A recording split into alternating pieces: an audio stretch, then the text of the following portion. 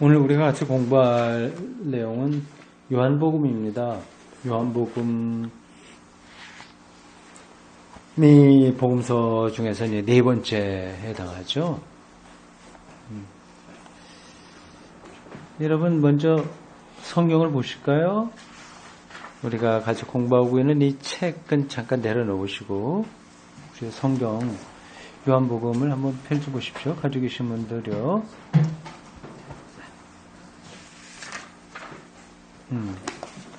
마태, 마가, 누가, 요한 이렇게 되어 있습니다. 요한복음을 우리가 보세요. 이게 좀 특이합니다. 복음서 중에서 가장 특이해요. 어떻게 특이하냐? 그 말하기 시작하면 거의 끝이 없습니다. 일단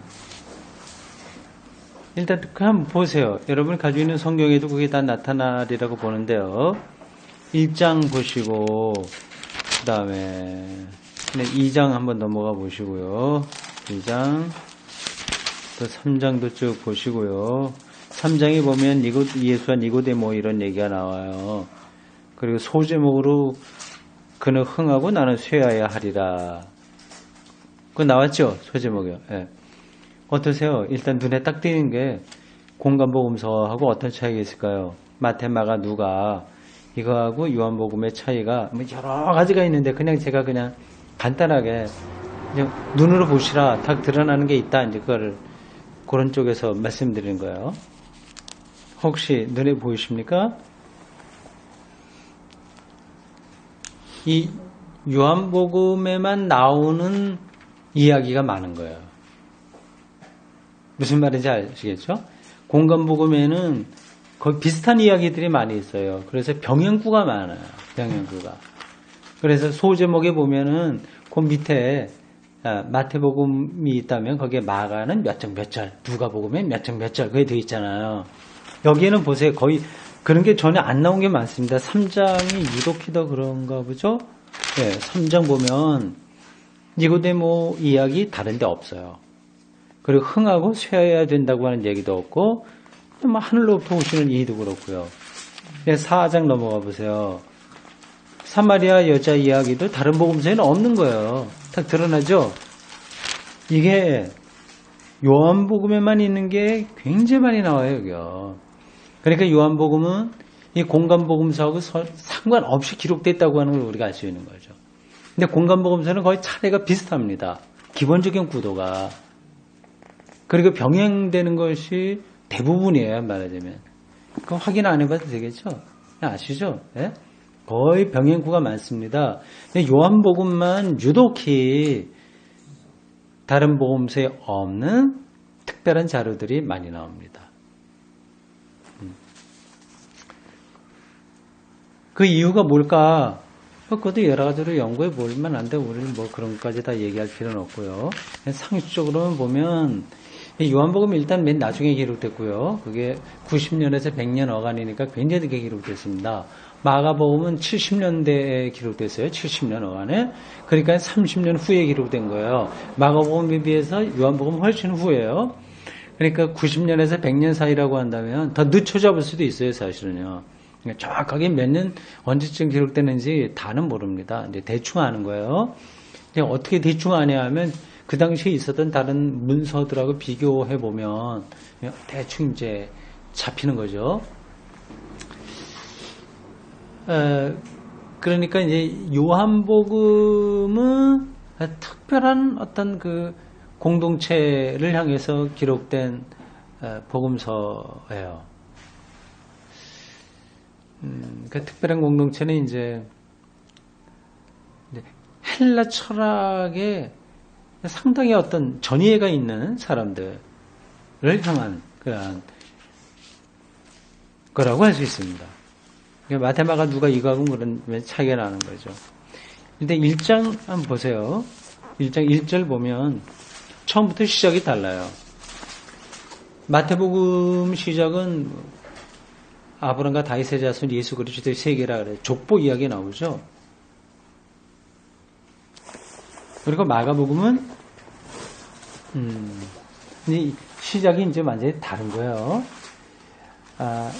마가복음은 복음 예수님의 그 어릴 적 이야기 없고 예수님의 공생애부터 시작합니다. 그러니까 복음 전파하는 것부터 그렇게 하죠. 누가복음은 이건 조금 역사적인 게 많이 있다고 말씀드렸죠. 데오빌로 각하에게 준 편지인데 세례 요한의 출생과 예수님의 출생 이런 것부터 이야기를 시작합니다. 다 그러니까 이거는 그렇게 어려운 이야기가 아니죠. 근데 요한복음은 좀 특별해요. 1절이 이렇습니다. 태초에 이렇게 나가죠. 그럼 어떤 게 또 생각이 나죠? 창세기에 태초에 하나님이 세계를 창조하시니라 이렇게 돼 있어요. 그러니까 이 창세기 1장 1절하고도 연관된다고 할 수 있는 거예요. 태초에 하나님. 태초라고 하면 이제 역사를 뛰어넘는 역사의 기원이니까 우주론적인 거예요. 우주론적인 거예요. 무슨 말씀인지 이해하시겠죠? 그러니까 이스라엘의 역사를 더 뛰어넘는 거예요. 창세기 이런 것들은 다 근원적인 역사 너머에 우주론적인 차원을 갖고 있는 건데요. 요한복음도 그렇잖아요. 태초에 이렇게 시작했어요. 다짜고짜로 태초에 이렇게 시작합니다. 말씀에 계시니라. 이 말씀이 로고스라고 하는 헬라어거든요. 이게 그러니까 굉장히 철학적인 그런 책이에요. 이 요한복음이. 우리말로는 그냥 말씀 이렇게 번역되는데 뭐 이성이라고 하는 뜻도 있고요. 로고스예요. 헬라어에서.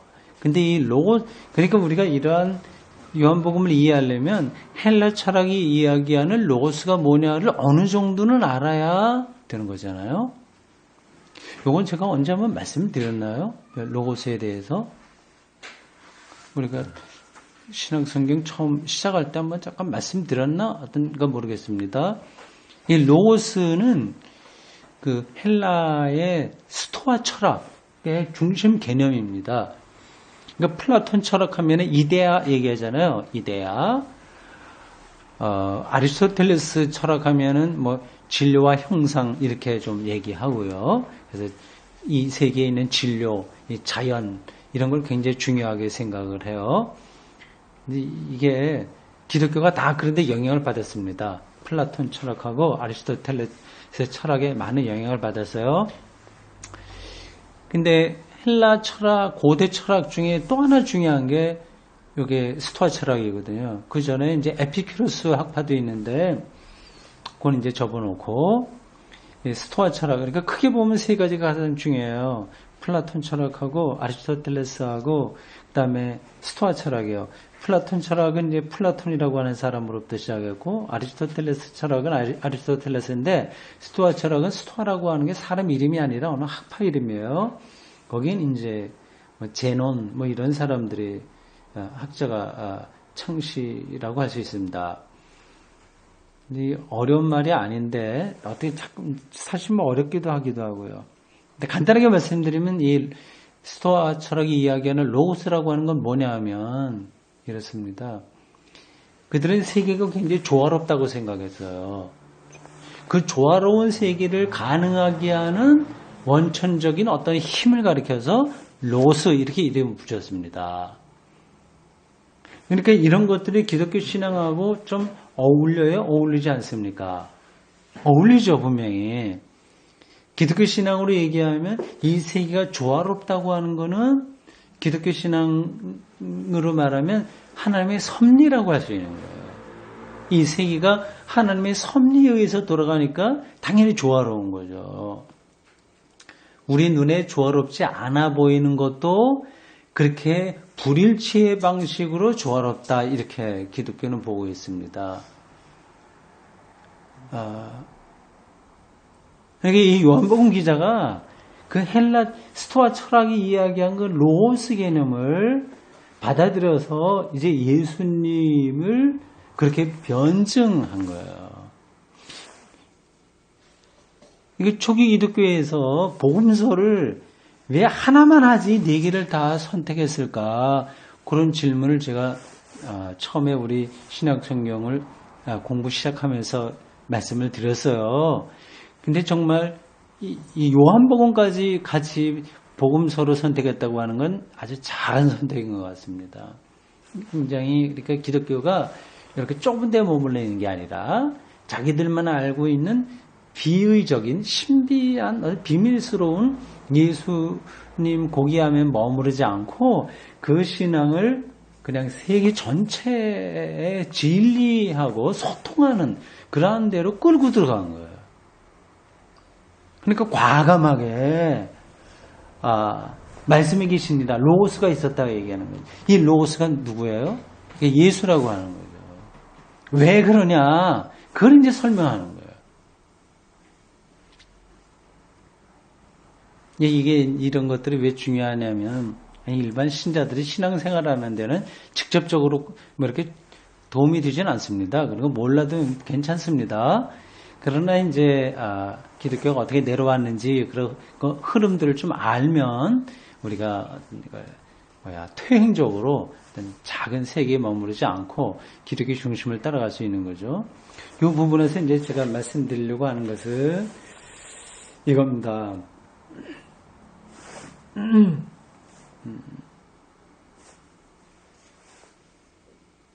예수님에 대한 그런 신앙이 근데 그 안에만 머무르지 않고 이 세계와 당시는 이제 헬라 철학이 모든 걸 해명하는 토대였거든요. 그들과 끊임없이 대화하려고 했었다고 하는 그 사실을 우리가 알아야 된다고 하는 거죠.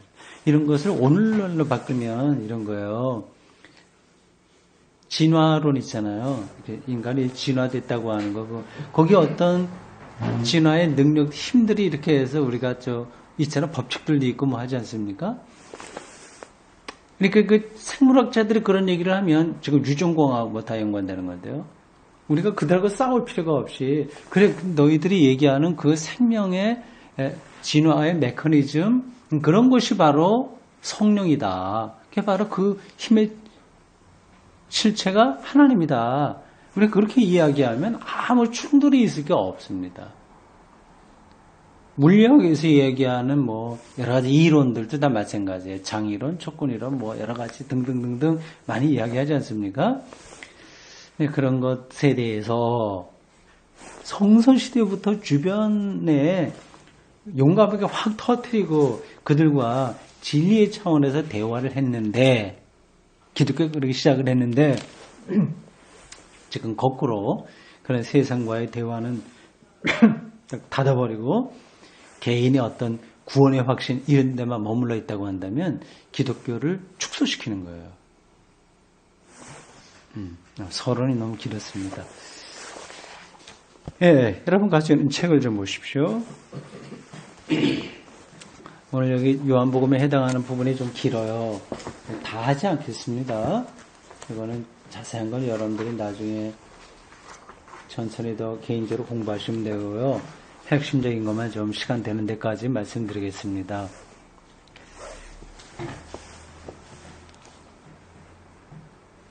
그 책을 보십시오. 제4복음서가 관심하는 것은 요한복음을 가리키는 거예요. 제4복음서 하면요.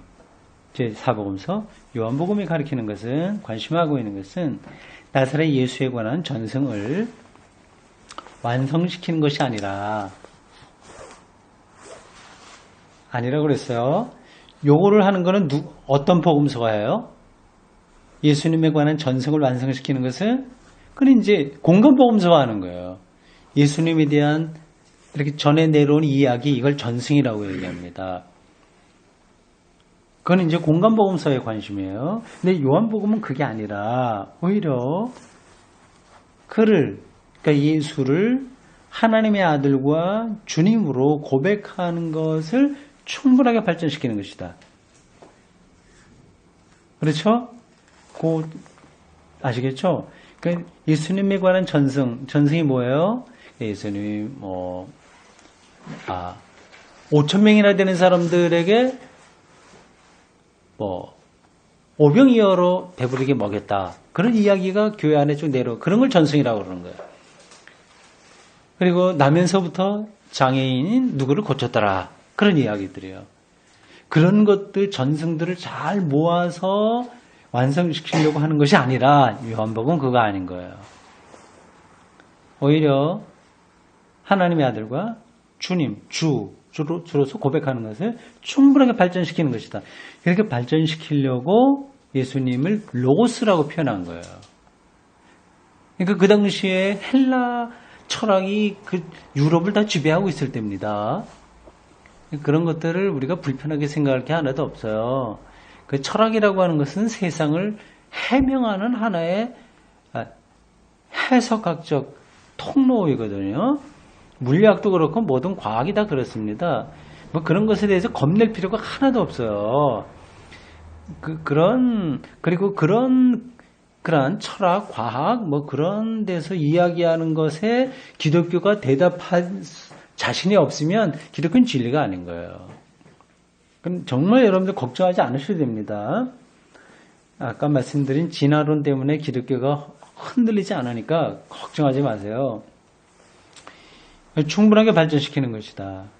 그러니까 그렇게 그 당시에 어떤 그 세계를 해명하는 토대였던 헬라 철학 개념으로 예수님을 말해야 되는 거죠.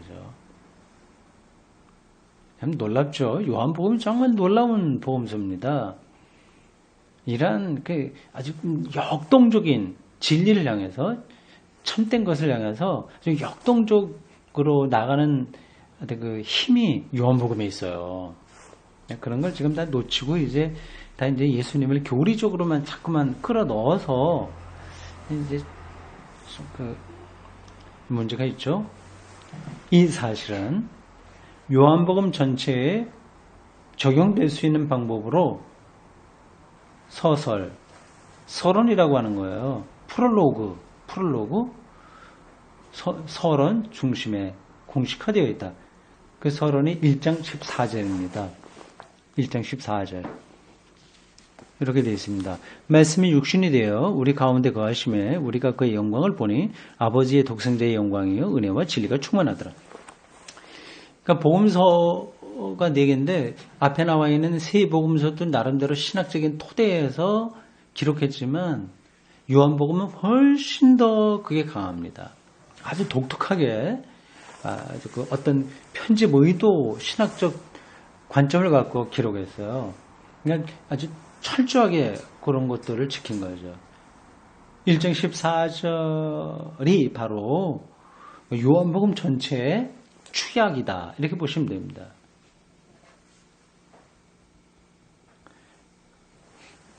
네, 우리 체육계는 이제 개역 성경이 아니라 그냥 일반 번역으로 되어 있어요. 이렇습니다. 말씀이 육신이 되어 우리 가운데 계셨습니다. 이게 무슨 뜻인지 아시겠어요? 말씀이 육신이 되어, 말씀은 로고스죠. 로고스가 육신이 되어, 육신이 됐다, 몸이 되었다. 이건 이제 신학적인 용어로는 성육신이라고 보통 얘기합니다. 말씀이 육신이 되었다, 몸을 입었다고 하는 겁니다. 그러니까 예수를 가리키는 거예요. 예수. 우리와 똑같은 몸으로 사셨던 예수가 우리 안에 계셨다. 우리와 똑같았다. 그것은 아버지의 외아들의 영광이었습니다. 외아들, 하나님께 사실은 아들이 있다고 하는 표현이 좀 이상한 거예요. 이거는 자체만 보시면 잘 안 됩니다. 이거는 구약 성경하고 다 연관성에서 나오는 거예요. 하나님 아버지의 외아들의 영광이었습니다. 영광이다. 그리고 그에게 은혜와 진리가 충만했습니다. 이 한 구절만 우리가 주석을 잘 해도 책 한 권이 가능할 겁니다. 말씀, 육신, 함께하는 것, 아버지, 외아들, 영광, 은혜, 진리, 이거 하나하나가 큰 무게를 담고 있는 단어들이에요.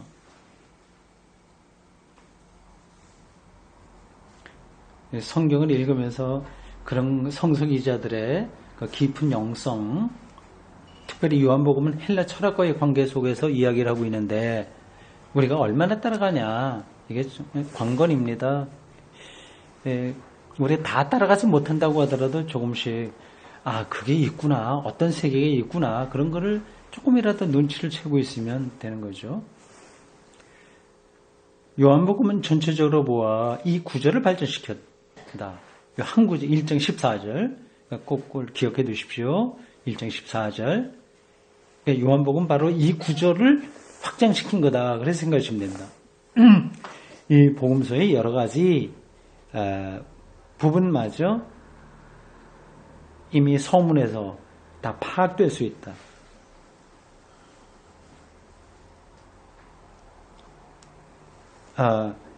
여기서 이제 세 가지 부분이 있는데 이것이 11절에서 12절의 각 마디와 상응한다. 14절의 핵심인데요. 그 11절과 12절에 세 단락으로 나누어져 있으면서 그것이 요한복음 전체를 전체의 토대가 된다고 하는 겁니다. 3장에서 6장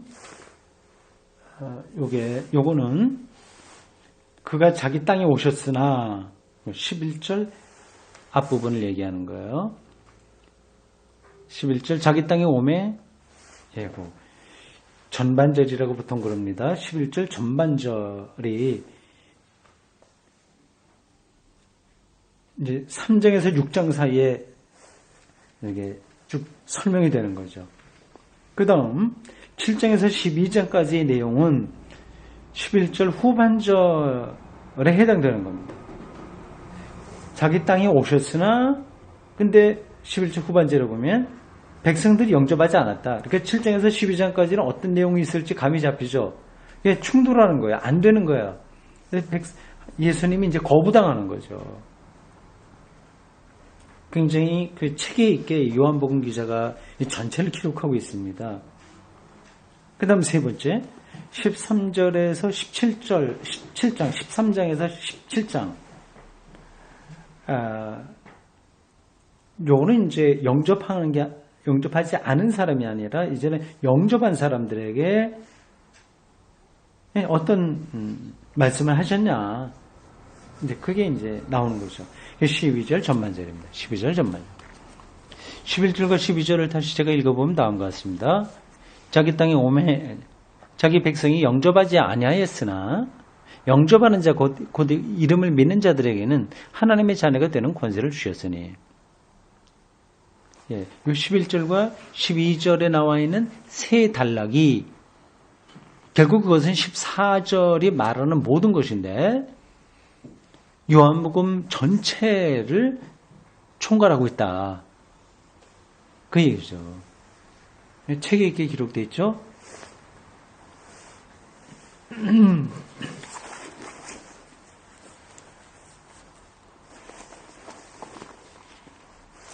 첫 부분 3장에서 6장은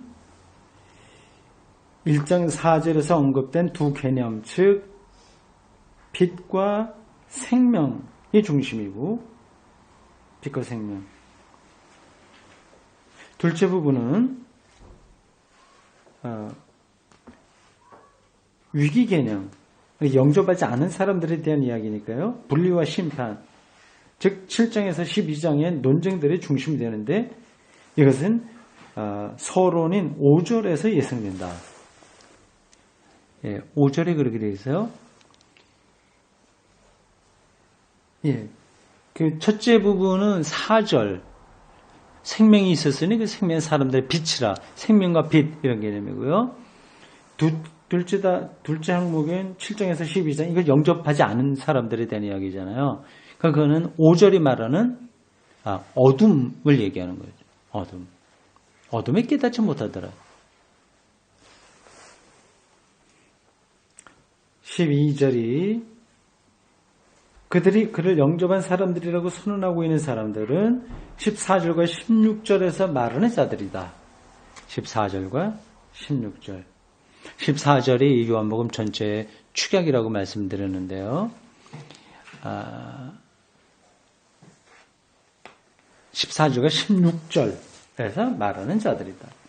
그들은 주님이 그의 고별 연설에서 그들에게 주셨던 것을 받아들였다고 고백한다. 고별연설도 이 요한복음에만 나와 있는 특별한 단락입니다. 공간복음서 이런 데는 없어요. 하여튼 이 요한복음은 여러분들이 그걸 눈치를 채시는지 모르겠지만 공간복음서하고 크게 다릅니다. 내용도 많이 차이가 있고 글 쓰는 방식도 다르고 거기에 있는 어떤 사상들도 차이가 많습니다. 차이가 있다고 하더라도 기본적으로는 예수가 그리스도라고 하는 걸 이야기하니까 그런 점에서는 같이 복음이죠. 복된 소식이죠. 다만 차이가 있다고 한다면 공간복음서는 예수님의 전승을 그 전승에 충실한 거예요. 전승. 교회 안에 내려왔던 예수님에 대한 이야기에 충실하였다고 한다면 요한복음은 그것을 뛰어넘어서 그것을 더 헬라 철학 개념에까지 이르도록 이렇게 확장했다. 그런 거죠.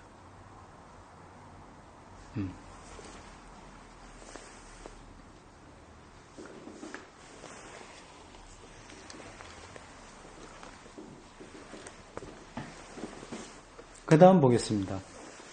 요한이 공간복음서와 근본적으로 일치하기 시작하는 부분은 당연히 순환서라입니다. 18장에서 20장까지예요. 3장이에요, 3장. 제가 지난 주일 설교에도 잠깐 언급했고 앞에서 몇 번 반복해서 얘기했듯이 예수님의 그 공생애를 5단락으로 나눌 수 있는데 그 중에 핵심이 이 순환전승이다 말씀드렸어요. 예수님이 고난받은 거하고 십자가 부활입니다. 그러니까 복음서는 앞에서부터 기록됐다고 보시면 안 되고 이 뒤에서부터 기록된 거야. 여기로부터 시작해서 이제 앞에 이야기가 들어오게 된 겁니다. 이 이야기, 순환전승에 대한 이야기는 이 요한복음이 거의 그대로 따라가요. 공간복음서에 나와 있는 내용을 거의 그대로 따라가요. 근데 앞에 있는 이야기는 굉장히 다르죠. 제가 지금 몇 가지 얘기한 것처럼요. 거의 그냥 다 흔들어 버리고 아주 정말 새로운 책인 것처럼 하고 있는데 이 순환전승만은 똑같이 합니다. 거의 비슷하게. 물론 이 안에도 요한복음의 특성이 있긴 있는데 거의 그대로 따라가고 있어요. 이 말은 곧 초기 기독교 공동체에서 이 순환전승은 이미 확고하게 자리를 잡았다. 이건 누구도 손을 댈 수 없는 핵심이었다. 그래 보시면 되죠. 3장으로 되어 있어요. 아주 재밌게도 마가복음은 16장으로 짧은 장인데 전체 해봐야. 그런데도 순환전승은 3장이야. 마태복음은 28장이라고 해서 굉장히 긴데도 순환전승은 3장이에요. 누가복음은 중간쯤 되는 24장인데 전체로. 그래도 순환전승은 딱 3장. 요한복음은 전체가 21장까지 있는데 그래도 순환전승은 딱 3장 되어 있어요. 그런데 여기 보면 18장에서 20장이에요. 21장 뒤에 있는데 순환전승이라면 그 끝에까지 나와야 되는데 요한복음은 조금 달라요. 21장이 얼른 갔죠. 나중에 보충된 거기 때문에 그렇습니다. 이와 같이 요한복음은 요한의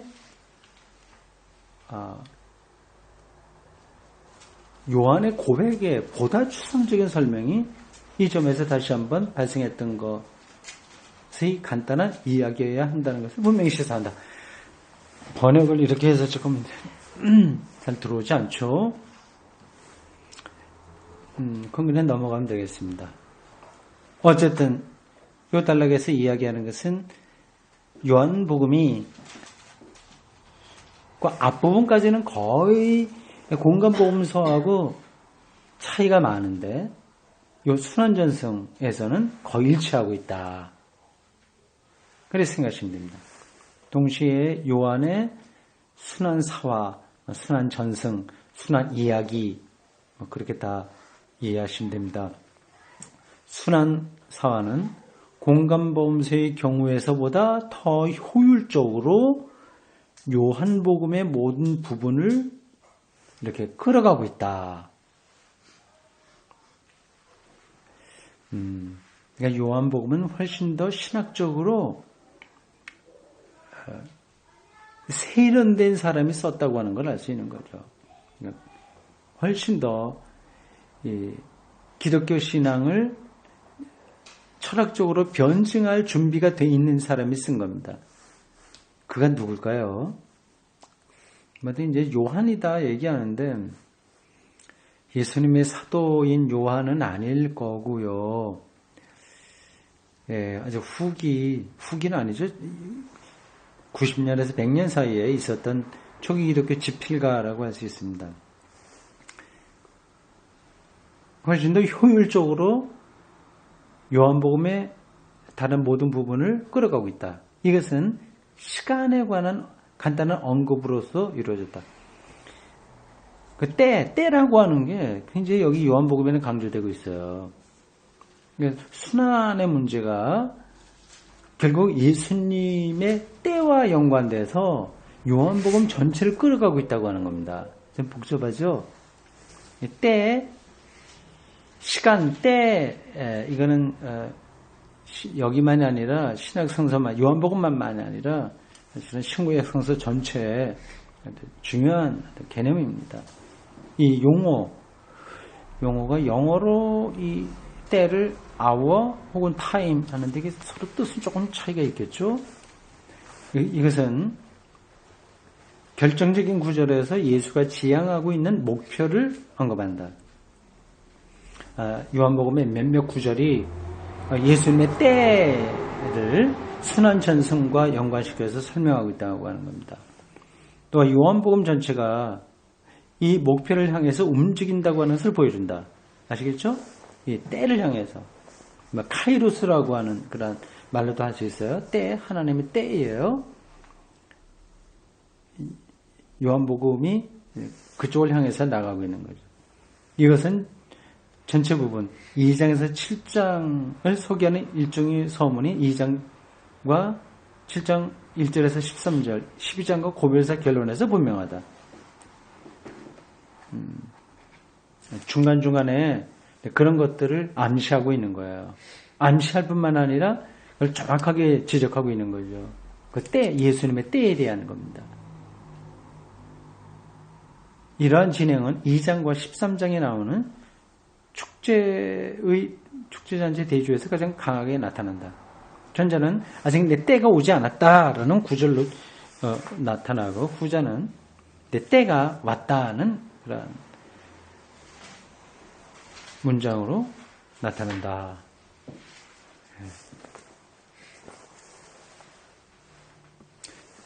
대충 전달이 됐습니까? 조금 복잡하죠?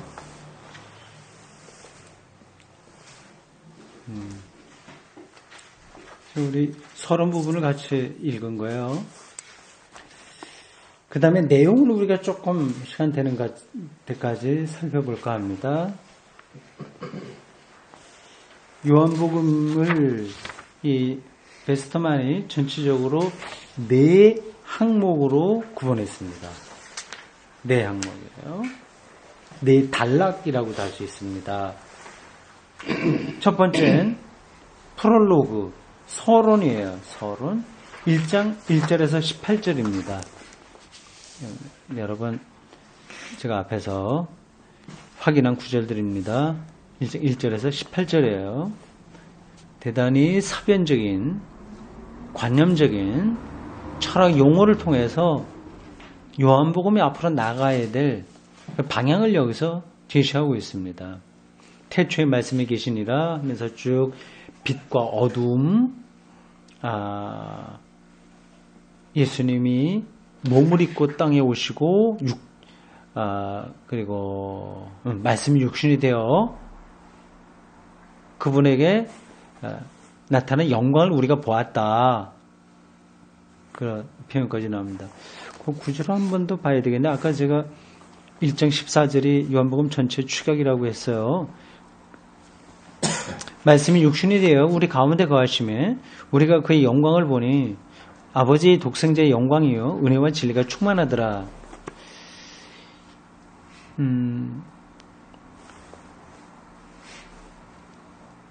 예수님이 그 당시 사람들과 똑같이 사셨어요. 여러분이 저를 이렇게 생각하듯이 예수님도 그랬다니까요. 뭐 이렇게 앉아 계신데 막 빛이 나고 막 여기 뭐가 얼굴이 다르고 그런 게 아니라 지금 여러분이 저를 지금 경험해서 저를 사람으로 생각하잖아요. 똑같이요. 제자들도 다 예수님을 그렇게 선생님으로 이렇게 생각했습니다. 그렇게 죽을 때까지 다 그랬어요. 똑같았습니다. 저는 차이가 없었어요. 차이가 있다고 하는 건 이제 숨겨진 거고, 똑같았습니다. 근데 왜 어떻게 그게 하나님의 아들이 되었고 신이 되었냐?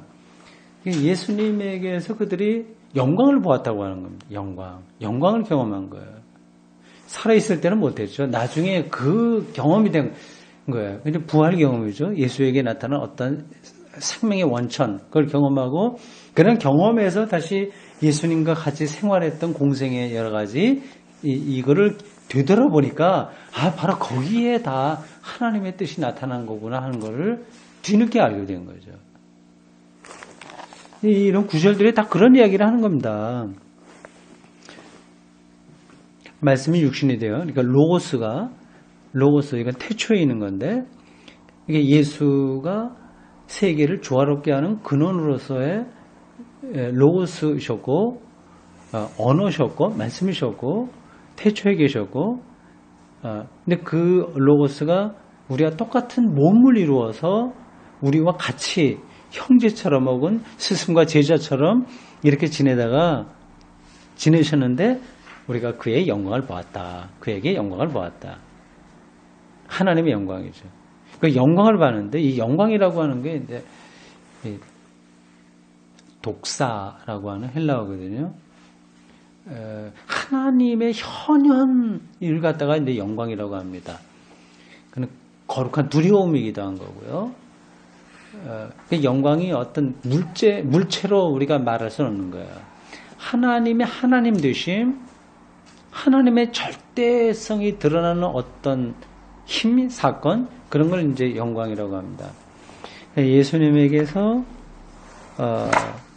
여기 보면 그의 영광을 보았는데 아버지 독생자의 영광이다. 그러니까 예수님에게서 어떻다고 하는 거예요? 영광은 하나님의 현현이라고 그랬잖아요. 그러니까 예수님에게서 하나님이 나타났다. 하나님이 일치됐다. 그 경험을 초기 기독교인들이 한 거죠. 근데 그거를 그렇게 설명을 하네요. 은혜와 진리가 충만하더라. 은혜와 진리. 진리는 이제 헬라 철학이 추구하는 어떤 모든 목표예요. 은혜는 이제 하나님이 주시는 선물이고요. 그러니까 하나님의 선물이면서 동시에 헬라 철학이 말하고 있는 보편적인 어떤 참된 것이 또 가득하다 하는 거죠. 네. 그게 뭐냐, 더 구체적으로 설명을 하긴 해야 되는데, 제가 안 하더라도 여러분들은 아실 겁니다. 그러니까 예수님에게서, 참된 생명의 빛을 경험했다. 그 얘기죠. 그런 정도만 얘기해도 어떻게 전달이 됩니까? 참된 생명이라고 하는 게 뭘까? 또 질문이 나올 수 있잖아요. 우리가 지금 살아있는데 이게 생명이라고 하는 것일까? 그건 이제 우리가 죽기 때문에 이게 참되다고 할 수는 없는 건데요. 아까 제가 예수님의 부활이라고 말씀드렸잖아요.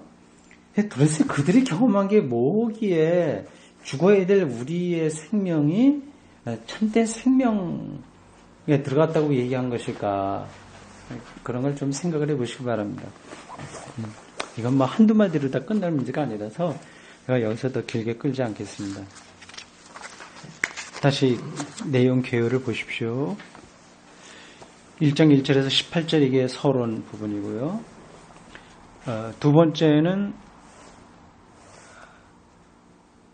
1장 19절에서 51절까지.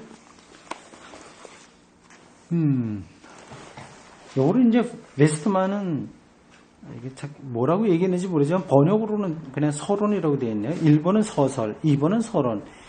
이게 뭔지 이 번역된 걸로만 갖고는 잘 모르겠네요. 이 서론을 증언이라고 이야기합니다. 19절에서 51절까지예요. 그러니까 세례 요한과 그리고 빌립, 나다나엘 이런 사람들을 이제 거론하면서 예수가 메시아라고 하는 그 사실을 증언한 거죠. 그 부분들이 다 서론이라고 할 수 있습니다. 세 번째 단락은 이제 2장에서 17장까지입니다. 사실은 이것이 전체 내용의 중심이죠. 하여튼 그 전체 내용의 핵심입니다. 앞에 건 서론이고요. 그 3번에 나와 있는 그겁니다. 우리가 그의 영광을 보았다. 2장부터 17장까지예요. 근데 영광을 보았는데 그걸 받아들이지 않은 사람도 있고요. 받아들인 사람들도 있고 그런 것들을 요한이 거기서 설명해 나가고 있습니다. 그냥 보십시오. 네, 다음 쪽 넘어가세요. 390쪽 여기 보면 네 번째 단락이 4번으로 나와 있습니다. 말씀이 육신이 되었다. 18장부터 21장까지예요. 여기서 순환전성은 18장에서 20장입니다. 21장은 추가된 거예요. 추가된 거.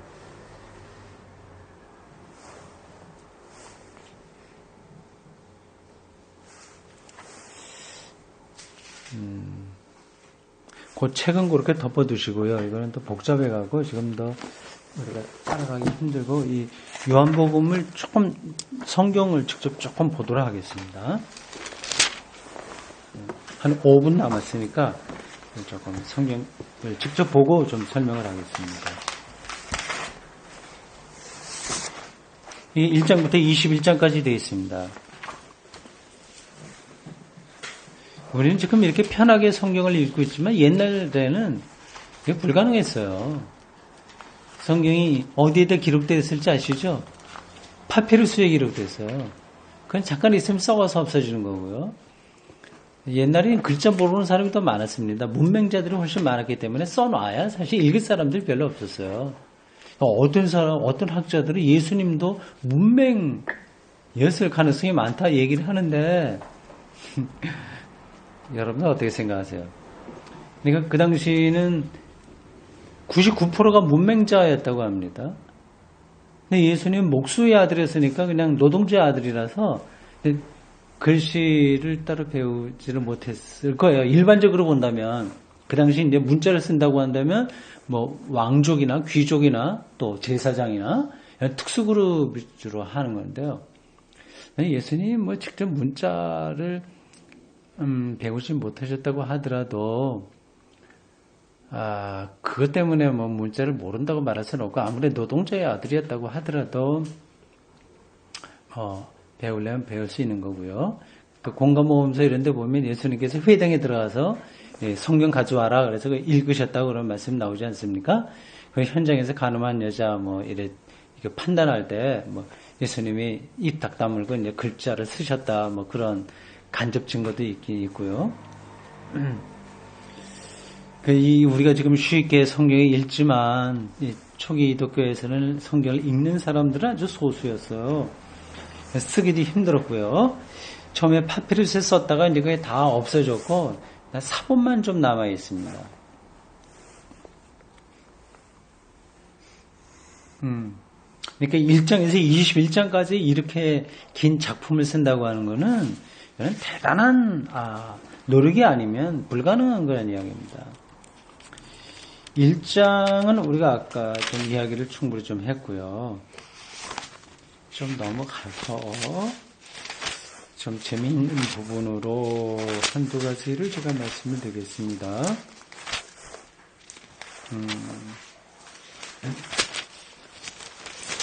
어디를 가야 되나? 여기는 계속 여러분들이 넘어가시면서 보시겠지만 요한복음만 있는 특별한 자료들이 많이 나와 있어요.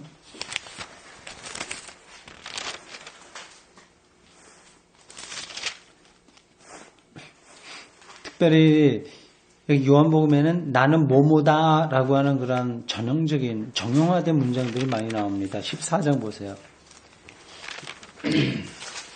14장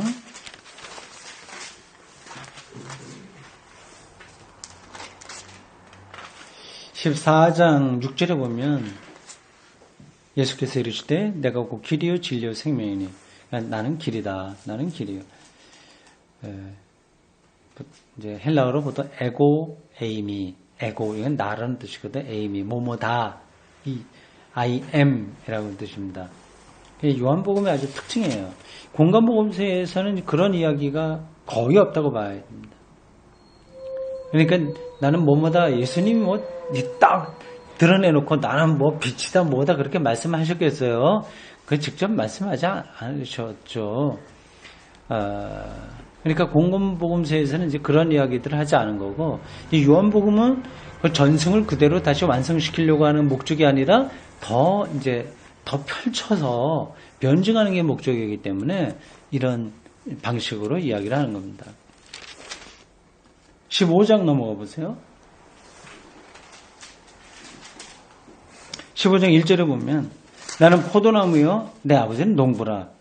나는 뭐뭐다 이렇게 나오죠. 그 전에도 여러 가지 나옵니다. 나는 뭐 양의 문이다 등등 있어요. 예, 그런 특징들이 있습니다. 그럼 맨 마지막 장을 보시죠. 21장.